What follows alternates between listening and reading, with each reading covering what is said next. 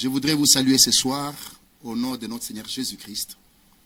C'est encore un privilège et un honneur pour nous d'être avec vous, partager ensemble la parole du Seigneur, vous exposer le peu que le Seigneur a eu à mettre dans mon cœur, puisque je pense que ça pourra nous aider pour notre marche, mais aussi pour que nous puissions comprendre le temps dans lequel nous vivons, un temps particulier.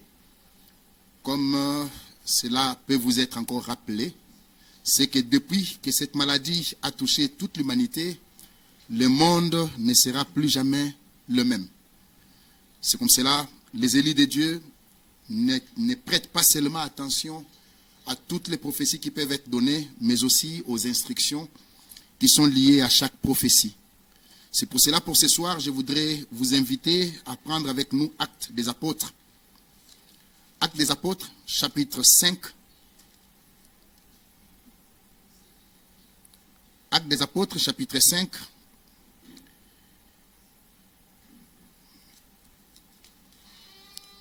Alors, nous sommes au verset 34 déjà. Mais un pharisien nommé Gamaliel, docteur de la loi, estimé de tous les peuples, s'éleva dans le Sanhédrin et ordonna de faire sortir un instant les apôtres. Puis il leur dit, hommes israélites, prenez garde à ce que vous allez faire à l'égard de ces gens. Car il n'y a pas longtemps que parut Théodas, qui s'est donné pour quelqu'un, et auquel se rallièrent environ 400 hommes. Il fut tué, et tous ceux qui l'avaient suivi furent mis en déroute et réduits à rien. Après lui, parut Judas le Galiléen, à l'époque du recensement, et il attira du monde à son parti. Il périt aussi, et tous ceux qui l'avaient suivi furent dispersés. Et maintenant, je vous le dis, ne vous occupez plus de ces hommes et laissez-les aller. Si cette entreprise ou cette œuvre vient des hommes, elle se détruira. Mais si elle vient de Dieu, vous ne pourrez la détruire. Ne courez pas le risque d'avoir combattu contre Dieu. Que Dieu bénisse sa parole. Nous allons prier. Dieu notre Père, nous voulons te recommander ce moment. Nous t'abandonnons ton peuple. Nous nous abandonnons nous-mêmes entre tes mains. Qu'il te plaise dans ton amour et dans ta miséricorde de nous conduire pour cette exhortation de ce soir. Que ton esprit conduise toutes choses et que tu puisses nous aider à mieux comprendre les choses, Père, telles que tu le veux. Ton retour imminent, c'est la chose à laquelle nos âmes et nos cœurs sont attachés. Et nous voulons vraiment intensifier notre préparation avec l'aide de ton secours, Père bien-aimé, pour qu'à la fin, nous puissions répondre présent quand ce glorieux événement que nous attendons se manifestera. Pour l'exhortation de ce soir, cet exposé de ce soir, nous te prions de conduire tout du début jusqu'à la fin et que nous puissions tous tirer profit de la parole qui nous sera apportée pour que la gloire, l'honneur et la louange te reviennent en toutes choses. Au nom de notre Seigneur Jésus-Christ, nous t'avons ainsi prié, Père. Amen. Voilà, une fois encore, bien-aimés frères et sœurs, nous vous remercions donc d'avoir répondu présent à notre invitation de ce soir. Comme on l'a dit, non seulement à l'introduction, mais aussi dans notre prière, que les retours du Seigneur, les retours imminents du Seigneur, c'est la chose à laquelle nos âmes sont attachées. Les signes sont tellement évidents que même les incrédules finissent par se dire qu'il y a quelque chose qui se passe sur la terre. Nous avions avec vous, le lundi passé, parcouru quelques écritures de Luc chapitre 21 et nous en prenons une ou deux, peut-être là-bas. Luc chapitre 21. Nous sommes au verset 29 déjà. Il leur dit une comparaison, c'est Jésus qui parlait. Voyez le figuier et tous les arbres. Et dès qu'ils ont poussé, vous savez de vous-même en regardant que déjà l'été est proche. Et de même, quand vous verrez ces choses arriver, sachez que le royaume de Dieu est proche. Regardez qu'il y a un premier détail, c'est que le Seigneur dit, quand vous regardez vous-même, nous sommes au verset 30, en regardant déjà, vous savez vous-même que l'été est proche. Et je n'ai pas besoin de vous rappeler que quand il est parlé du figuier, nous savons que c'est Israël. Israël est l'horloge de Dieu. Et vous savez aussi que quand un figuier arrive à reverdir, c'est-à-dire qu'il reprend vie, Israël, depuis 48, si je ne me trompe pas, son peuple est rentré sur sa terre, Israël a repris vie, Israël est aujourd'hui une nation indépendante. Le verset 31, quand vous verrez ces choses arriver, sachez de vous-même que le royaume de Dieu est proche. Verset 32, je vous l'ai dit en vérité, cette génération ne passera point que tout cela n'arrive. La génération qui verra ces choses ne passera point que tout cela n'arrive. le débat qui peut être suscité là-dessus, c'est que quelle est la durée d'une génération? Plusieurs réponses peuvent être données, mais en comprenant d'abord que la génération qui voit ces choses ne passera point que tout cela n'arrive, je voudrais vous inviter à aller avec moi dans Matthieu chapitre 1er. Matthieu chapitre 1er, le verset 17. Il y a donc eu en tout 14 générations depuis Abraham jusqu'à David. 14 générations depuis David jusqu'à la déportation à Babylone. Et 14 générations depuis la déportation à Babylone jusqu'à Christ. D'Abraham à David, 14 générations. De David à la déportation, 14 générations. Et de la déportation à Christ, 14 générations. Et quand vous regardez la durée des temps de toutes ces périodes, vous allez vous rendre compte que d'Abraham à David, une génération a duré en moyenne 65 ans. Et quand vous regardez toujours le temps qu'a duré cette époque, de David à la déportation de Babylone, une génération a duré en moyenne 45 ans. Et quand vous regardez toujours au temps qui a coulé, de la déportation à Babylone jusqu'à Christ, il y a eu 14 générations et une génération a duré en moyenne 35 ans. Vous allez vous rendre compte que pour la première étape, la génération a duré en moyenne 65 ans. Pour la deuxième étape, la génération a duré en moyenne 45 ans. Et pour la troisième étape, la génération a duré en moyenne 35 ans. Le problème aujourd'hui, ce n'est pas de déterminer la durée moyenne d'une génération, mais le problème, c'est d'arriver à comprendre que celui qui vit dans une génération qui vit l'accomplissement des prophéties bibliques comme la nôtre, il n'a d'autre choix que de croire à ce que Dieu fait pendant qu'il est vivant dans sa génération. Je me répète,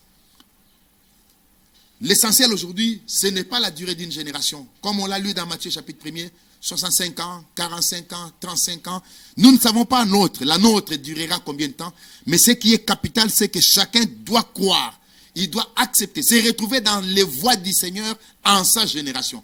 Pendant qu'il est vivant, reconnaître le son de la trompette, reconnaître ce que Dieu fait, et conformément d'ailleurs à Ésaïe chapitre 53, là où il est dit, déjà au verset 1er, plusieurs connaissent cette écriture, Ésaïe 53, verset 1er, qui a cru à ce qui nous était annoncé, qui a reconnu le bras du Seigneur. Chacun doit croire à ce que Dieu annonce en sa génération, afin qu'il soit rendu capable de reconnaître le bras du Seigneur.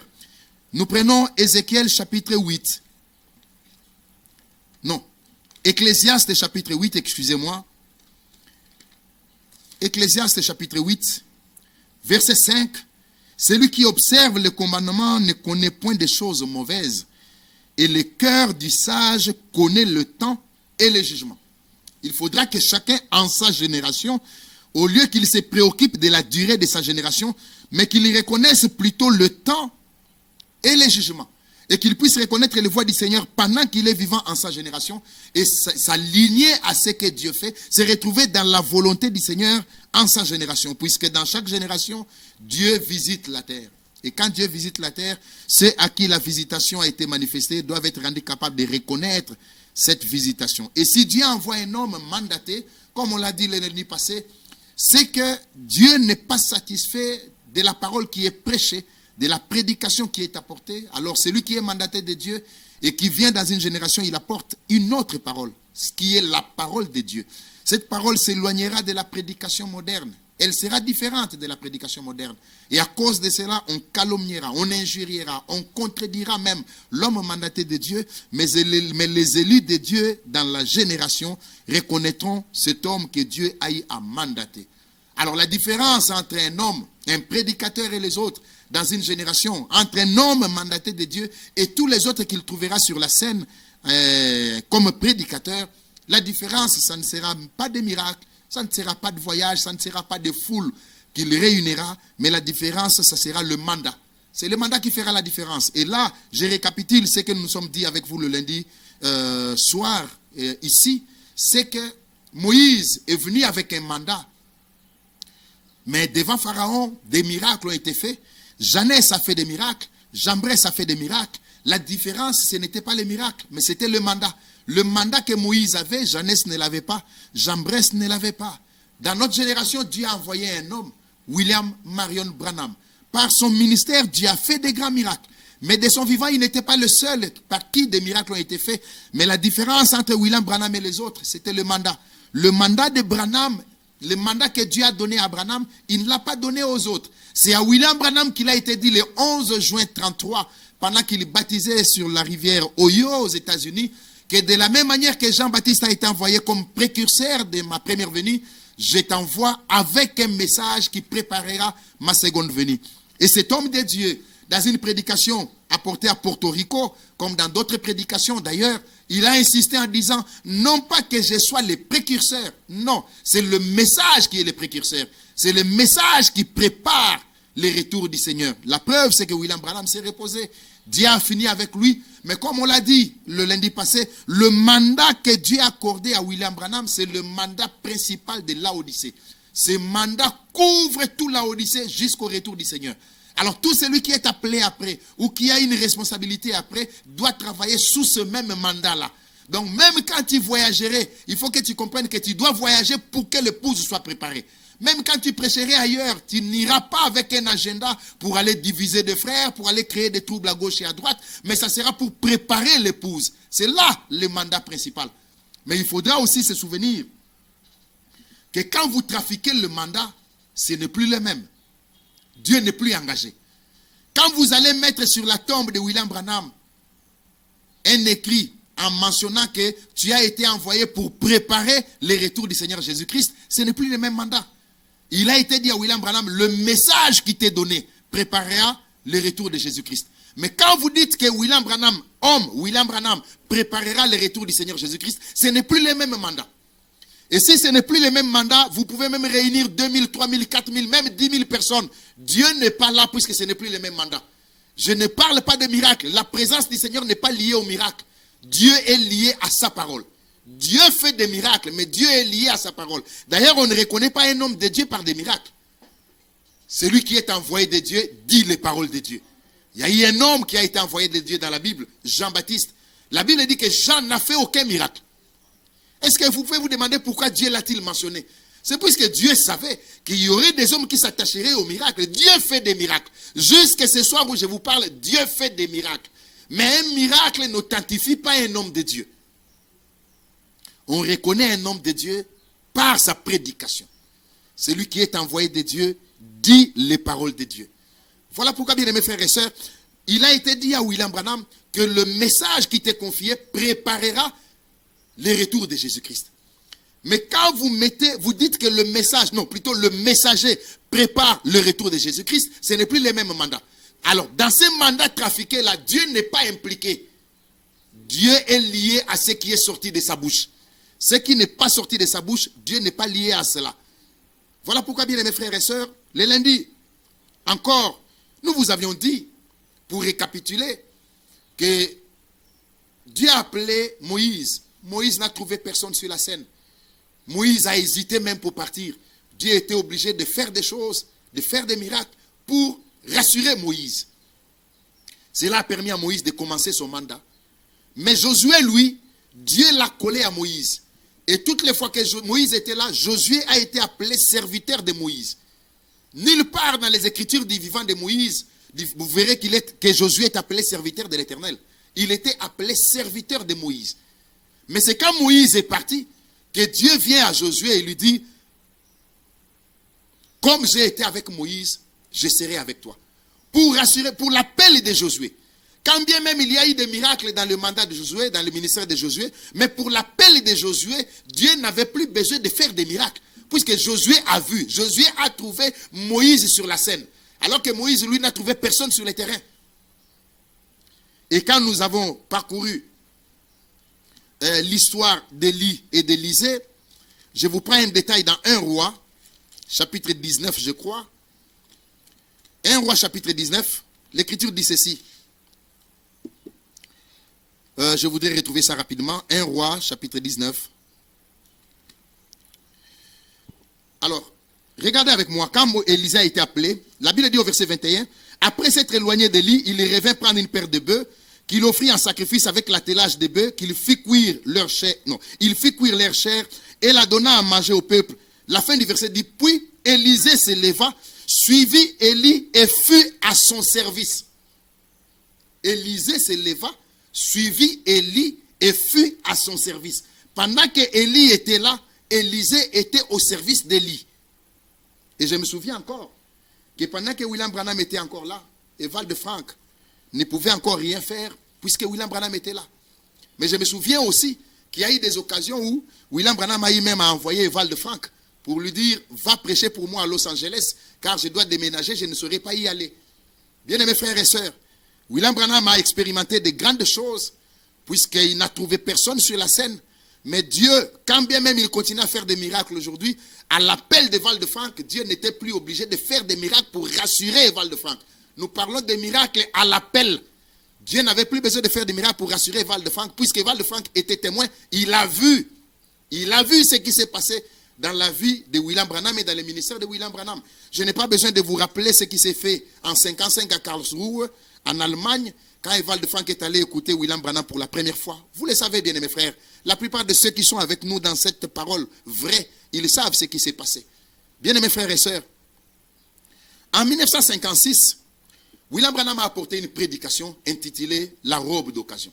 Une robe d'occasion. Cette prédication a été traduite aux États-Unis. Jusque-là, Evald de Frank ne l'avait pas encore traduite. Mais, comme disait quelqu'un, parlons un peu leur langage. Peut-être qu'ils nous comprendront mieux. Je l'ai amené pour vous.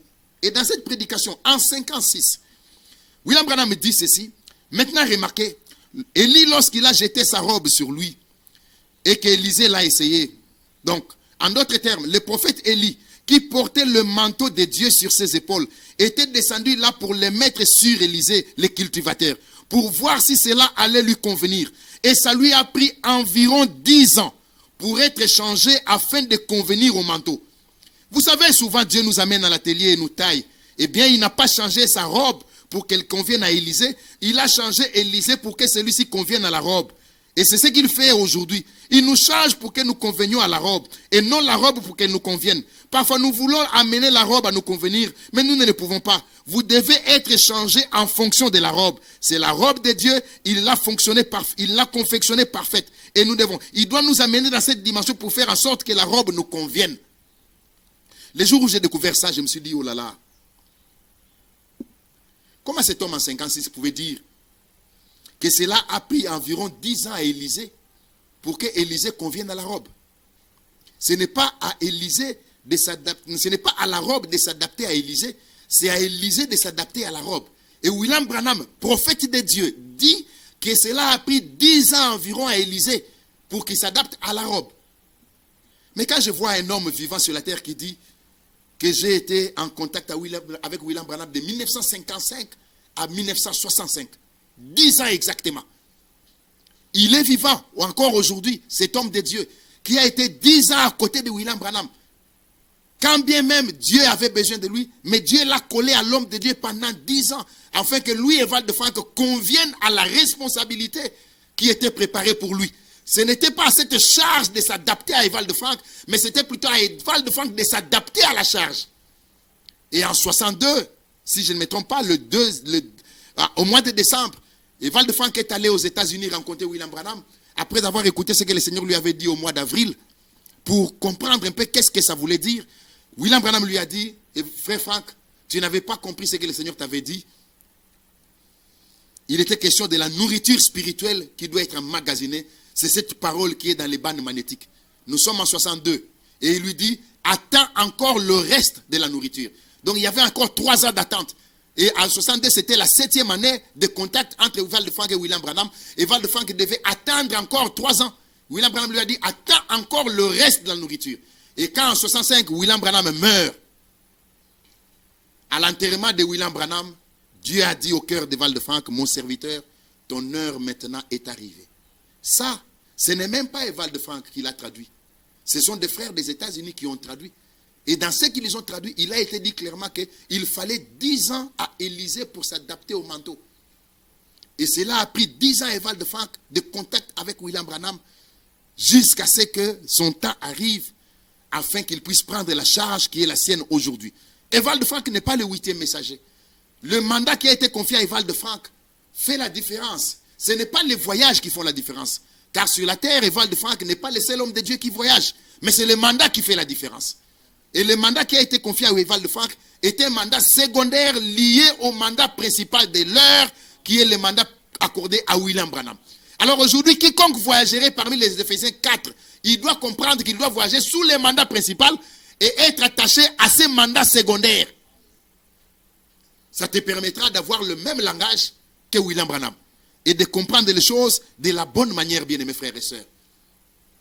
C'est comme cela que quand vous regardez ça, mon exhortation, déjà, la première chose, il est question de ne pas trafiquer les mandats, mais de les laisser tels que Dieu l'a donné. De les laisser dans les termes où Dieu l'a donné. Ce week-end, on a entendu de grandes choses par la bouche de cet humble homme de Dieu. Et parmi les choses que j'ai retenues, il y en a une où il dit, celui qui passe en négligeant la promesse pour ce temps, il passe en méprisant Dieu. Celui qui passe en négligeant la promesse pour ce temps, il passe en négligeant ce que Dieu fait aujourd'hui.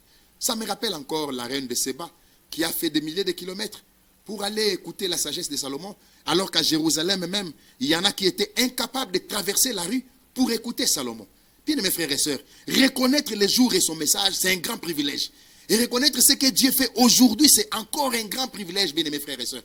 Être dans l'orientation de Dieu par rapport à ce que Dieu fait aujourd'hui, c'est une grâce, une faveur. Cela ne dépend ni de celui qui veut, ni de celui qui court, mais de Dieu qui fait miséricorde. C'est comme cela que nous pouvons dire, comme on l'a dit avec vous le lundi passé, nous pouvons aujourd'hui prendre Matthieu 11, 25 et la réciter en comprenant bien les choses, en déclarant que je te loue, Père, Seigneur du ciel et de la terre, de ce que ces choses, tu les as cachées aux sages et aux intelligents, et tu les as révélées aux enfants. Je te loue, Père, plutôt de ce que tu l'as voulu ainsi.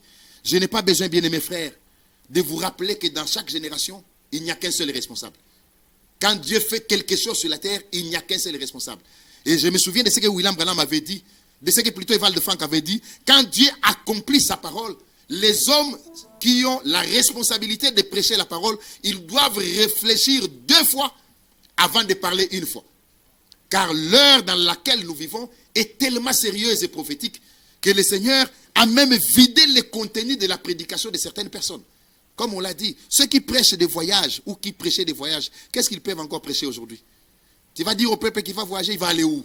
Les avions sont cloués au sol. Les frontières sont fermées. La réalité est telle que Dieu est en train d'accomplir quelque chose de grand sur la terre. Bien aimés frères et sœurs, on vous l'a dit pour terminer ce petit récapitulatif, qu'à part le temps de Noé, on ne se souvient pas qu'il y ait une grande action universelle, une grande action à impact universel comme cette maladie qui vient de toucher tous les continents. Ce qui s'est passé à Sodome ne s'est passé qu'à Sodome.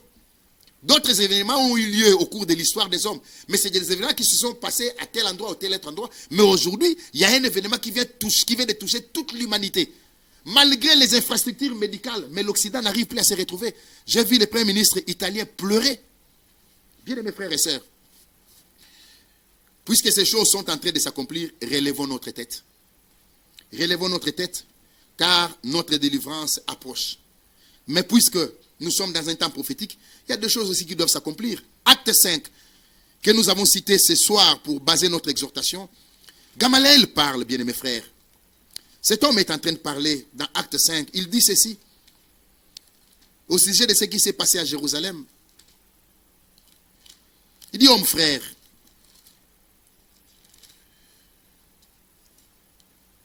homme israélite, verset 35, prenez garde à ce que vous allez faire à l'égard de ces gens, car il n'y a pas longtemps que parut Thédas, qui s'est donné pour quelqu'un, et auquel il se rallièrent environ 400 hommes. Il fut tué, et tous ceux qui l'avaient suivi furent mis en déroute et réduits à rien. La version du Semeur dit, il n'y a pas longtemps que parut Thédas, qui s'est donné pour un personnage important. Il s'est donné pour un personnage important. Malgré tout cela, lui, il fut mis en déroute. Il fut réduit à rien. Et lui et ceux qui le suivaient furent mis en déroute. Le verset qui suit dit qu'après Thédas parut Judas le Galiléen à l'époque du recensement. Et il attira du monde à son parti. Et il périt aussi. Et tous ceux qui l'avaient suivi furent dispersés. Mais cela n'a pas empêché à Jésus de naître. Thédas n'était pas de la Galilée. Mais il y a des précisions dans les Écritures. Quand Dieu mentionne Judas le Galiléen, quand Dieu mentionne Abraham l'Hébreu, cette précision-là a son importance dans l'Écriture. le fait qu'il ait parlé de Judas le Galiléen, c'est très important puisque le Seigneur, Dieu savait. En mentionnant ça, il sait que le Seigneur Jésus devait venir de la Galilée. Teudas n'était pas de la Galilée. Il est sorti. Il s'est pris pour un personnage important. Il y en a plusieurs qui l'ont suivi. Et lui et ceux qui l'ont suivi ont été anéantis, maîtrisés, mis en déroute. Judas qui était de la Galilée, il s'est levé quand? À l'époque du recensement. C'est-à-dire que Marie était déjà enceinte. Jésus était sur le point de naître, mais Judas le Galiléen est sorti. Il y a des gens qui l'ont suivi. Et lui et ceux qui l'ont suivi ont été mis en déroute. Mais cela n'a pas empêché à Jésus de naître. Aujourd'hui encore, Teudas, c'est des dénominations, ils ont eu leur temps. Les dénominations ont eu beaucoup de temps. Ils se sont pris pour des structures très importantes. Mais après les dénominations, en Galilée même, dans le message même, il y en a qui se sont donné de l'importance, qui se sont pris pour des personnages importants. En quelle époque? À l'époque où le retour du Seigneur est imminent. Judas s'est levé quand il y avait recensement. Marie était déjà enceinte. Jésus était sur le point de naître. Aujourd'hui encore, il y en a qui se lèvent dans le message, en Galilée même. Au moment où la promesse de son retour est imminente, est en train de se manifester, son retour est en train de se manifester. Au moment où nous pouvons dire, comme du temps d'Élie, nous entendons le bruit qui annonce la pluie. Au moment où la prophétie de l'Écriture est devenue une réalité, de la Galilée même, des hommes se sont levés, se donnant une certaine importance. Mais cela n'empêchera pas au Seigneur de rentrer et de confirmer sa parole à l'endroit de ses élus. Bien aimés frères et sœurs, ce temps est tellement particulier que quand vous regardez les agissements des hommes et que vous regardez comment la confusion s'est installée même dans les milieux du message. Nous ne disons pas dans le message, dans les milieux du message. Car dans le message, il n'y a pas de confusion. Le message est clair, c'est la parole de Dieu. Mais dans les milieux du message, la confusion s'est tellement installée qu'il y en a plusieurs qui se sont pris pour des personnages importants, enseignant des choses qui ne peuvent pas être défendues par l'Écriture, s'arborant même les titres des branhamistes. Mais laissez-moi vous dire, frère, William Branham n'était pas branhamiste. William Branham, en qui vous vous identifiez? William Branham n'était pas branhamiste. Il ne l'a jamais été. Et les élus de Dieu qui ont reconnu ce message, aucun ne s'identifiera comme branhamiste. Puisque Branham lui-même n'était pas branhamiste. Branham ne prêchait pas Branham. C'est pour cela, bien mes frères, même dans un pays comme le nôtre, le message est arrivé, si je ne me trompe pas, en 1974. Nos aînés qui nous ont prêché, le premier groupe qui a reçu ce message, ils l'ont transmis, ils l'ont véhiculé. Je peux citer des noms, il y en a plusieurs qui se sont reposés. Après eux, il y en a quelques-uns qui ont 70 ans, peut-être qui approchent 80 ans maintenant. Mais après eux, il y en a d'autres qui sont dans la soixantaine, qui ont repris les relais, qui ont prêché le message. Il y en a plusieurs qui n'étaient pas convaincus que nous arriverons peut-être en 2000 ou en 2010. Mais le Seigneur savait qu'il y en a qui naîtraient en 80, en 90, en 2000, qui croiraient. Mais aujourd'hui, quand nous voyons ces choses, comme je l'ai dit sur ma page Facebook, même quand nous chantons, nous pouvons dire bientôt. Maintenant, nous pouvons dire bientôt. Hier, on chantait en disant, plus tard, nous saurons ce qu'il en est. Mais aujourd'hui, on peut valablement chanter, bientôt, nous saurons ce qu'il en est. Bientôt, nous saurons le pourquoi. Car l'Écriture est devenue une réalité. Son retour pointe déjà à l'horizon. Bien-aimés frères et sœurs, quand nous voyons ces choses s'accomplir au milieu de nous, ça nous amène réellement à relever notre tête. Car au moment où Dieu accomplit certaines choses, les hommes sont appelés à prendre des décisions importantes. Quand Dieu accomplit sa parole, chacun est appelé à prendre des décisions importantes pour lui-même d'abord. À un certain moment, quand on avait compris les choses, on cherchait à aller débattre avec les théologiens, avec les témoins de Jéhovah, puisque nous avions compris un certain nombre de choses. Dans le quartier, avec des amis, on cherchait à susciter des débats. Mais aujourd'hui, on comprend que le message n'a pas été donné pour être débattu. La parole n'a pas été envoyée pour susciter des débats. La parole a été envoyée pour être crue. Et que chacun fasse des réelles expériences avec son Dieu. Et que chacun marche avec son Dieu comme Enoch a marché avec Dieu. C'est comme cela, bien aimés frères. Le temps dans lequel nous sommes, c'est réellement un temps de préparation où chacun doit prendre les ingrédients nécessaires qui sont dans cette parole.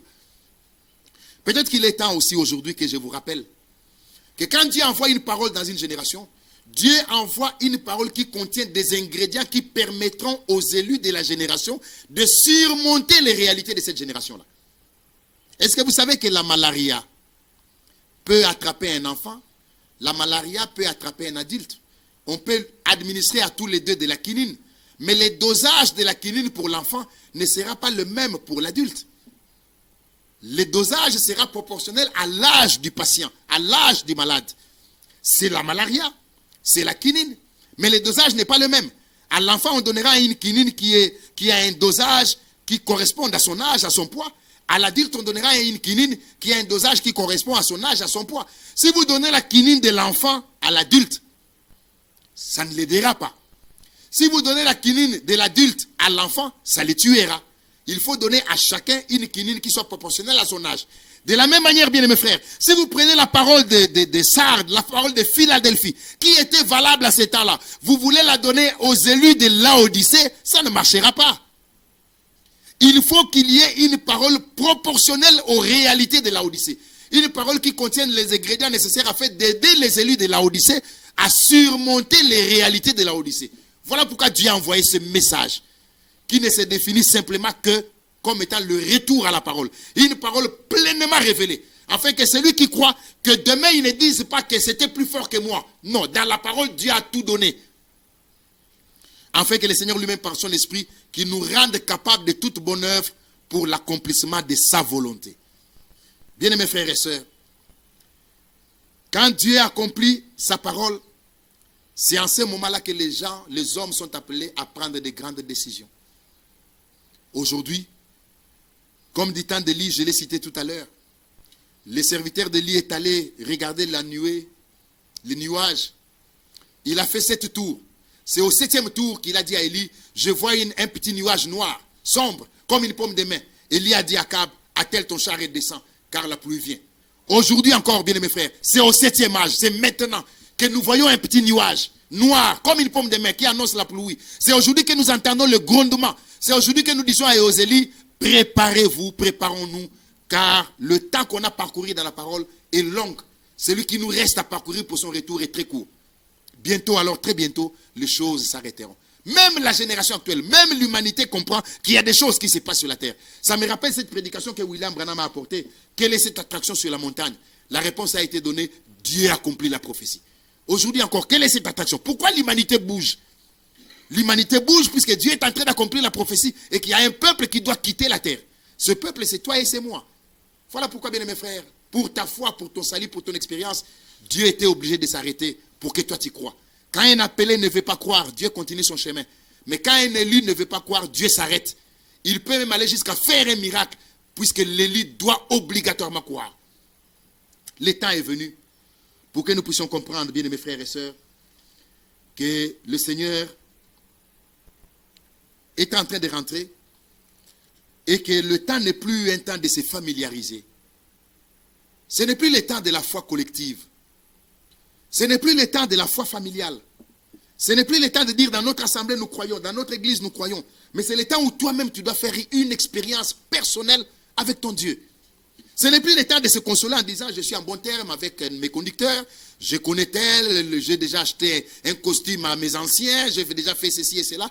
Bien mes frères, j'ai construit l'église, j'ai contribué à cela. Tout cela c'est bien, nous vous encourageons à le faire, mais ce n'est pas ça qui contribue au salut. Le problème c'est qu'il faut que tu rencontres le Sauveur. Et que le salut ne soit pas une théorie pour toi. Que la foi ne soit pas un formalisme pour toi. Mais que Golgotha soit une réalité pour toi et pour moi, bien mes frères et sœurs. Regardez avec moi. Dans Hébreux chapitre 3. Nous commençons à citer pour ce soir. Hébreux chapitre 3. Bien mes frères, regardez avec moi ceci. L'Écriture dit, au verset 12 déjà, prenez garde frères, que quelqu'un de vous n'ait un cœur mauvais et incrédule, au point de se détourner du Dieu vivant. Je n'ai pas besoin de vous rappeler que quand il est dit frère, cette écriture-là, n'allez pas la citer chez des païens. Ils ne sont pas concernés. Quand l'écriture dit, voyez bien-aimés, quand l'écriture dit, prenez garde frère, c'est une écriture qui ne concerne que des frères. Puisqu'ici, tu ne peux pas le dire à un païen. Un païen ne peut pas se détourner du Dieu vivant. Il n'a jamais tourné sa face vers le Dieu vivant. Il n'a jamais été avec le Dieu vivant. Il est païen. C'est une écriture que tu ne peux citer que devant des frères. Car il est dit, prenez garde frères, que personne de vous n'ait un cœur mauvais et incrédules au point de se détourner du Dieu vivant. Donc cette écriture ne concerne que deux frères. Mais exhortez-vous les uns les autres chaque jour, aussi longtemps qu'on peut dire aujourd'hui, afin qu'aucun de vous ne s'endurcisse par la séduction du péché, car nous sommes devenus participants de Christ, pourvu que nous retenions fermement jusqu'à la fin l'assurance que nous avions au commencement. Pendant qu'il est dit, aujourd'hui, si vous entendez sa voix, n'endurcissez pas vos cœurs comme lors de la révolte. Qui firent en effet ceux qui se révoltèrent après avoir entendu sa voix, sinon tous ceux qui étaient sortis d'Égypte sous la conduite de Moïse. Et contre qui Dieu fut-il irrité pendant 40 ans, sinon contre ceux qui péchèrent et dont les cadavres tombèrent dans le désert.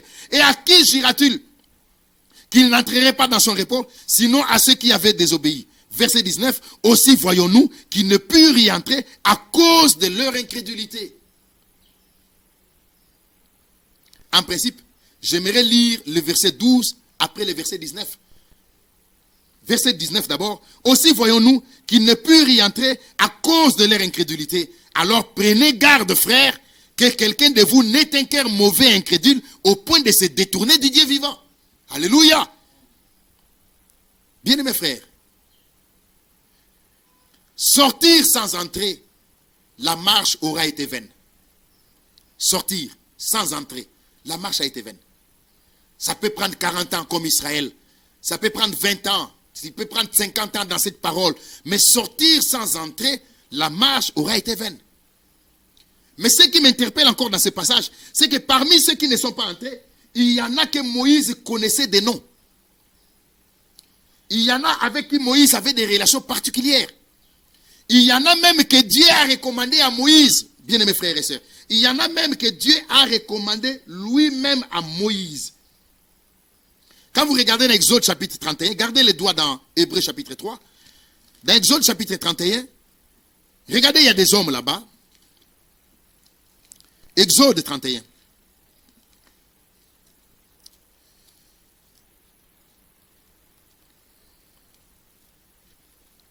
Exode 31, verset 1er. L'Éternel parla à Moïse et dit, sache que j'ai choisi Bezalël, fils d'Uri, fils de Hur, de la tribu de Juda. Je l'ai rempli de l'esprit de Dieu, de sagesse, d'intelligence et de savoir pour toutes sortes d'ouvrages. Je l'ai rendu capable de faire des inventions, de travailler l'or, l'argent et les reins, de graver des pierres enchâssées, de travailler le bois et d'exécuter toutes sortes d'ouvrages. Et voici, je lui ai donné pour aide Oholiab, fils d'Ahisamach, de la tribu de Dan. J'ai mis de l'intelligence dans l'esprit de tous ceux qui sont habiles pour qu'ils fassent tout ce que j'étais ordonné. Nous sommes dans la construction du temple. Bezalël peut dire à Moïse, si je suis à côté de toi, ce n'est pas moi-même. C'est Yahvé, le Dieu d'Israël, qui m'a choisi, qui m'a recommandé chez toi.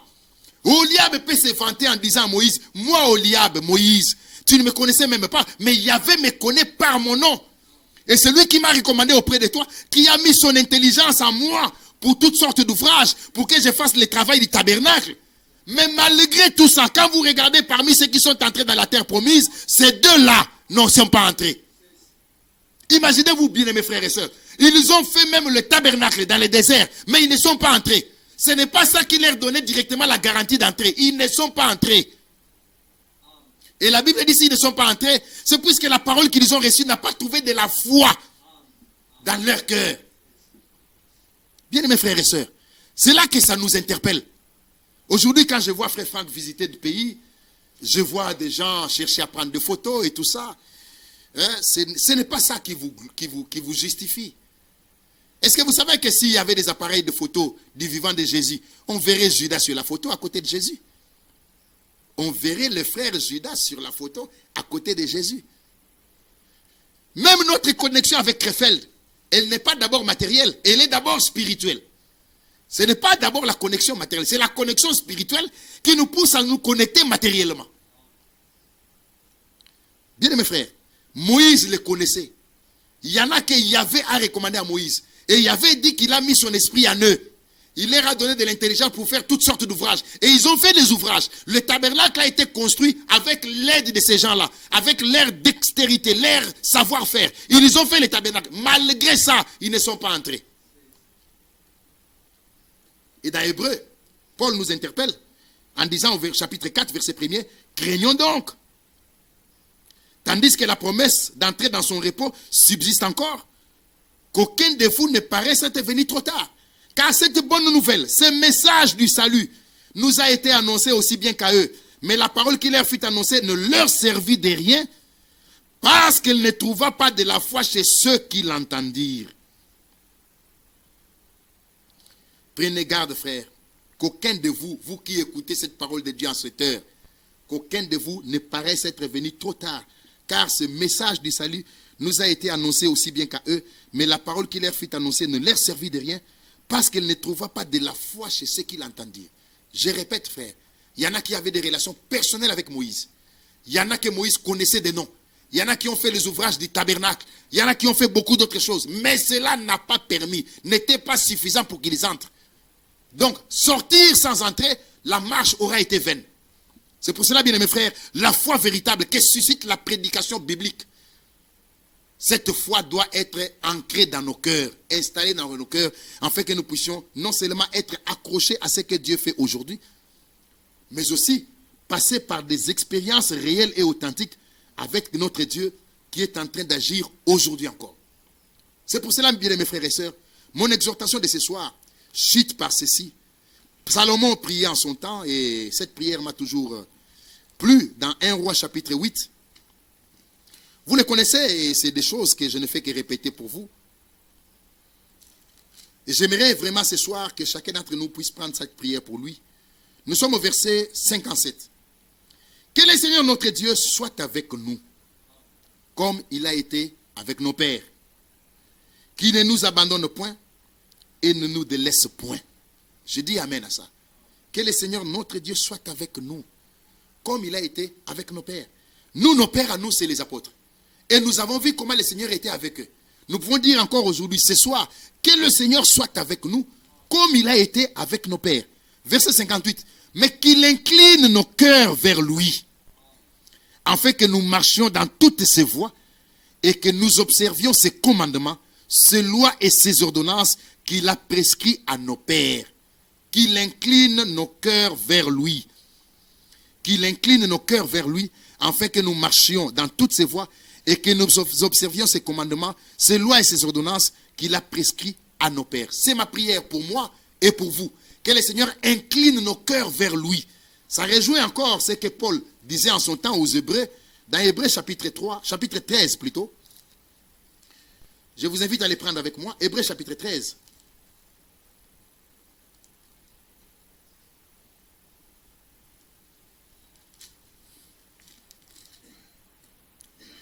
Verset 20 déjà. Que le Dieu de paix, qui a ramené d'entre les morts les grands bergers de brebis, par le sang d'une alliance éternelle, notre Seigneur Jésus, que ce Dieu de paix donc, vous rende capable de toute bonne œuvre pour l'accomplissement de sa volonté. Là où vous êtes, frères, moi je n'entends pas votre voix. Est-ce que vous pouvez dire amen à cette parole? Que le Dieu de paix, qui a ramené d'entre les morts le grand berger des brebis, par le sang d'une alliance éternelle, notre Seigneur Jésus, que ce Dieu de paix vous rende capable de toute bonne œuvre pour l'accomplissement de sa volonté. Qu'il fasse en vous, qu'il fasse en moi, qu'il fasse en vous ce qui lui est agréable par Jésus-Christ, auquel soit la gloire au siècle des siècles. Et l'auteur de cette épître dit Amen. Et nous aussi nous disons Amen. Bien-aimés frères et sœurs, j'ai toujours l'habitude parfois de rappeler à certains frères que ce que nous devons, même nous conducteurs, nous prédicateurs, ce que nous devons présenter comme rapport au Seigneur, ce n'est pas que Seigneur, tu m'as placé à Kinshasa, tu m'as placé à Brazzaville, tu m'as placé à Abidjan, tu m'as placé à Paris, tu m'as placé, je ne sais pas, à Zongo, à Kinzaumvwete, à Mweneditu, ou à Ouasso, à Ouando, ou à Oyo, ou dans n'importe quelle ville. Des frères ont été bénis, ils ont acheté des maisons, ils ont acheté des parcelles, ils ont acheté des voitures, ils se sont mariés. Tout ça c'est bien. Mais les rapports que nous avons à présenter à Dieu, il faut que là où la parole est annoncée, que des expériences authentiques soient faites, afin qu'à la fin, qu'un peuple atteigne la perfection. Paul dit dans Colossiens, nous allons vers la fin, Colossiens, chapitre 1er, Déjà, il dit au verset 25, c'est d'elle, l'Église donc, que j'ai été fait ministre, selon la charge que Dieu m'a donnée auprès de vous, afin que j'annonce pleinement la parole de Dieu, les mystères cachés de tout temps et dans tous les âges, mais révélés maintenant à ses saints. Dieu a voulu leur faire connaître la glorieuse richesse de ces mystères plutôt parmi les païens, savoir Christ en vous, l'espérance de la gloire. Alléluia. C'est lui, Christ, que nous annonçons. Oui, frère. C'est lui, Christ, dit Paul, que nous annonçons. C'est Christ qui est le thème principal de la prédication. Aujourd'hui, le sujet de la prédication dans l'église, c'est Christ. C'est Christ que nous annonçons.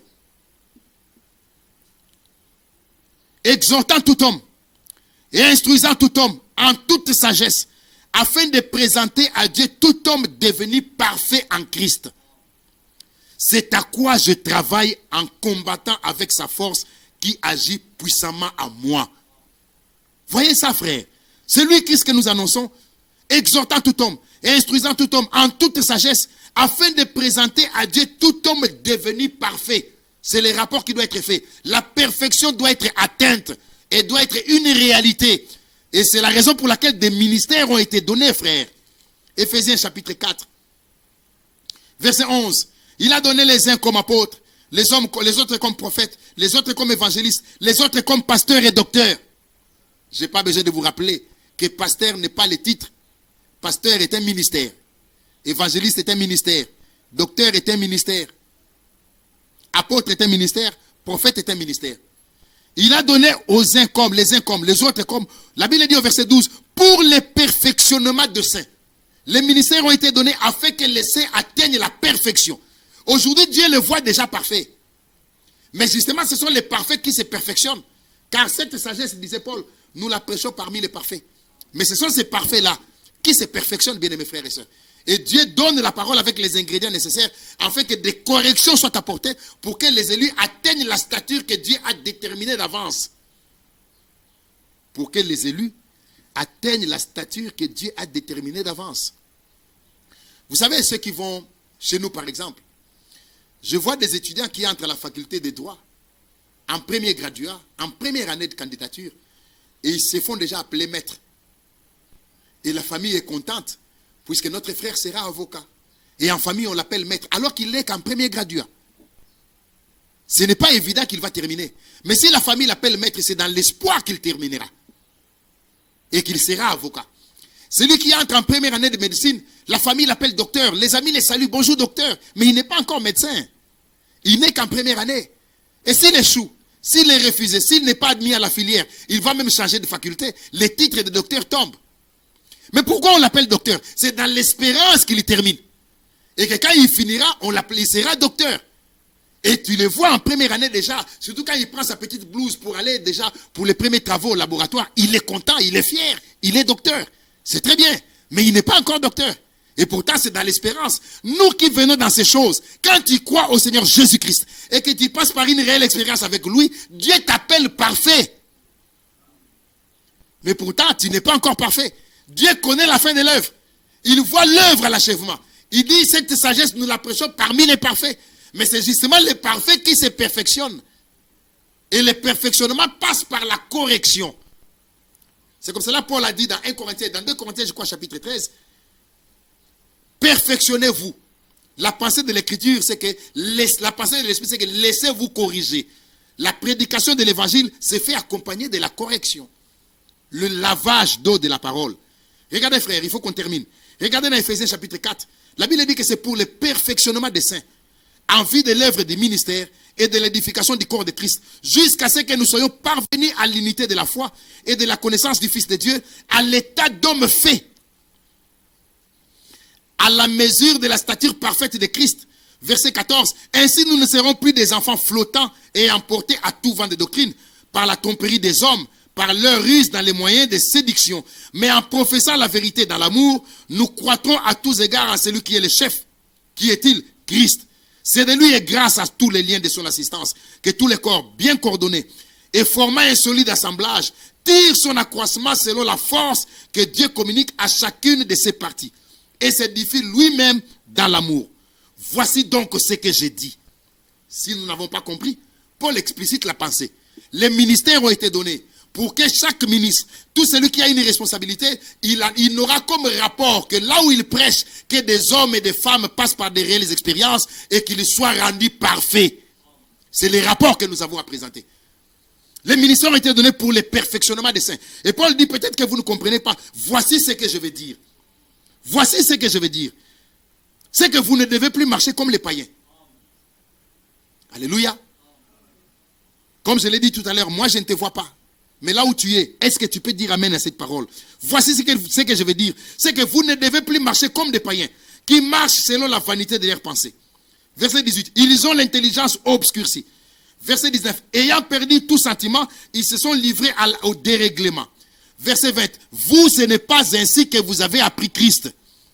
Si du moins vous l'avez entendu, et si conformément à la vérité qui est en Jésus-Christ, c'est en lui que vous avez été instruits à vous dépouiller par rapport à votre vie passée du vieil homme qui se corrompt par les convoitises trompeuses et à être renouvelé dans l'esprit de votre intelligence et à revêtir l'homme nouveau, créé selon Dieu dans une justice et une sainteté qui produit la vérité.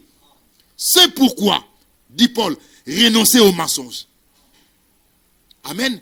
Voici donc ce que je vais dire. Renoncez aux mensonges. Verset 26. Si vous vous mettez en colère, ne péchez point.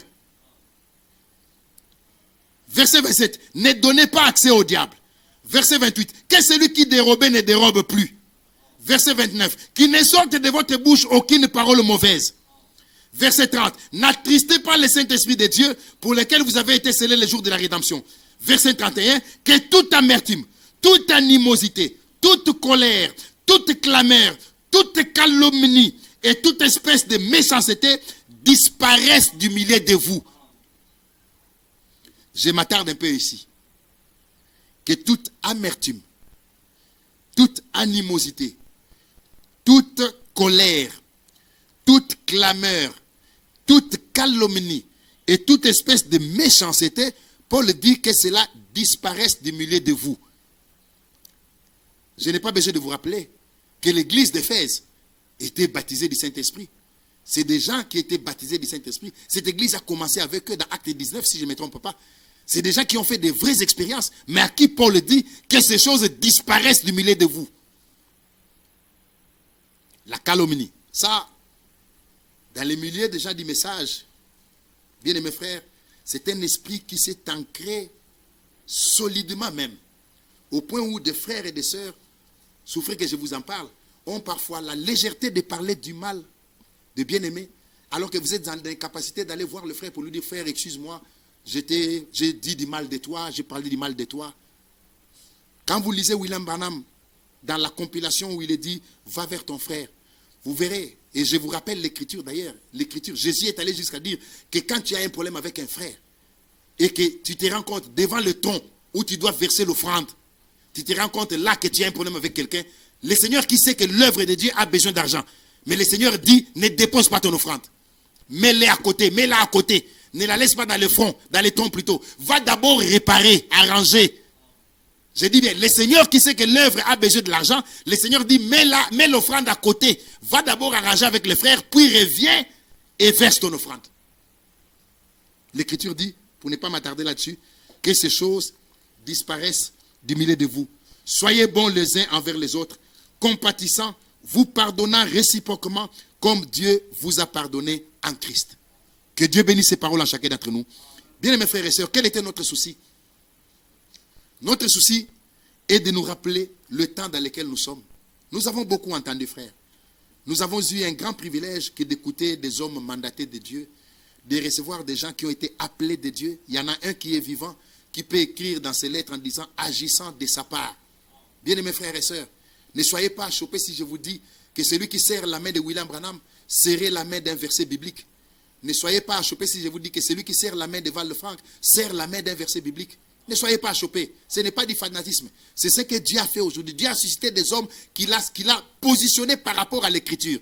Et il y a des écritures dans lesquelles ils s'identifient. Mais ça reste des hommes. Ce qui nous intéresse, c'est la parole de Dieu dans leur bouche. Car la Bible dit que celui qui vous reçoit, me reçoit. Celui qui vous écoute, m'écoute. Et je vais plus loin dans la pensée. Et c'est là que ça devient encore beaucoup plus important. S'il y en a un à qui Dieu a donné la responsabilité de distribuer la nourriture, et que toi, tu les rejettes, tu refuses de croire à ce ministère, la question que je peux me poser, la nourriture que tu donnes, tu la reçois de qui? Voilà pourquoi parfois il y a des problèmes d'orientation par rapport au plan. Il y a des problèmes d'orientation par rapport au plan. Voilà pourquoi parfois il y a des choses que des gens n'arrivent pas à bien positionner dans les Écritures, puisqu'ils n'ont pas pu reconnaître le temps dans lequel nous vivons. Et ce que Dieu fait aujourd'hui.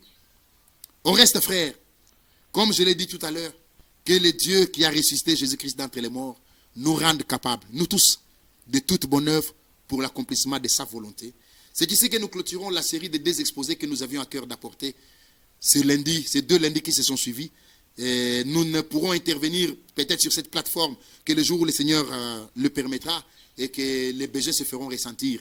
Aujourd'hui, Père, frères bien-aimés, que cette grâce que nous avons tous reçue, cette parole, cette faveur que nous avons reçue du Seigneur, de croire à ce que Dieu fait aujourd'hui, que Dieu nous aide, qu'il nous assiste, qu'il nous soutienne, bien-aimés frères et sœurs, afin que notre marche soit une marche victorieuse et que l'étendard victorieux de Golgotha soit planté solidement dans la vie de chacun d'entre nous et que nous puissions oublier la foi collective, la foi familiale, la foi de l'assemblée, mais que chacun individuellement passe par des expériences authentiques avec son Dieu. Que cette parole, sortie de la bouche d'un homme faible, mais une parole qui vient de Dieu, une parole puissante basée sur l'écriture de Dieu, que cette parole nous aide à nous tous. Que chacun de nous tire réellement un grand profit de ces 2 exhortations que nous avons pu vous apporter par la grâce de Dieu. Que Dieu vous bénisse tous et que sa grâce soit avec nous. Amen. Prions tous ensemble le Seigneur. Dieu bien-aimé, merci encore une fois pour ce moment. Bénis ton peuple plutôt qui a écouté cette parole. Bénis chacun d'entre nous.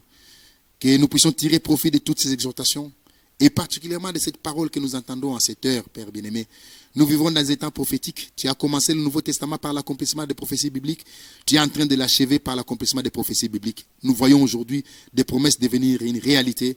Comme tu nous l'as dit, Père, c'est le moment de prendre des décisions. Aide mon frère, aide ma soeur, aide chacun d'entre nous à expérimenter un grand réveil, à prendre des décisions là où il faut le prendre, Père, pour que nous puissions faire une marche victorieuse avec toi. Que l'étendard victorieux de Golgotha soit planté dans nos vies. Rends-nous capables de toute bonne œuvre pour l'accomplissement de ta volonté. Je te prie particulièrement pour tous les frères qui ont travaillé pour que cette réunion soit rendue possible, Père. Que tu les bénisses tous. Bénis tous ceux qui sont au loin et qui nous ont écoutés par ces canaux. Que cette parole soit une parole bénéfique pour chacun d'entre nous. Pour que la gloire, l'honneur et la louange te reviennent. Au nom de notre Seigneur Jésus-Christ, nous t'avons ici prié, Père. Amen. Que Dieu vous bénisse tous. Que la grâce de Dieu soit avec vous. À la prochaine occasion,